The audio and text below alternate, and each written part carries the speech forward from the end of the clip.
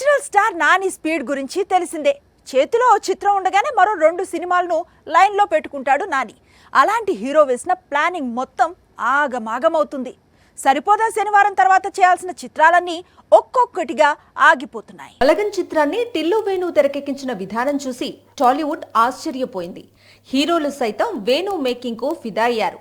అలాంటి హీరోల్లో నాని ఒకడు.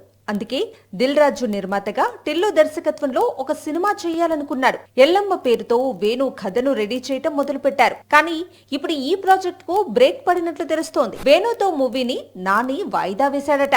ఇంతకు ముందు సాహో దర్శకుడు సుజిత్ తోనూ ఒక యాక్షన్ మూవీ ప్లాన్ చేశాడు నాని. సరిపోదా శనివారం తర్వాత ఈ కాంబినేషన్ లో మూవీ పట్టాలెక్కింది. కానీ ఏమైందో ఏమో, సడన్ గా బడ్జెట్ ఇష్యూస్ రీజన్ గా చెప్పి ఈ మూవీని పక్కన పెట్టారు. ఇప్పుడు బలగం వేణు మూవీని కూడా పక్కన పెట్టాడు నాని. ఇక చేతిలో శైలేష్ కొలను దర్శకత్వంలో తెరకెక్కాల్సిన హిట్ 3 ఉంది.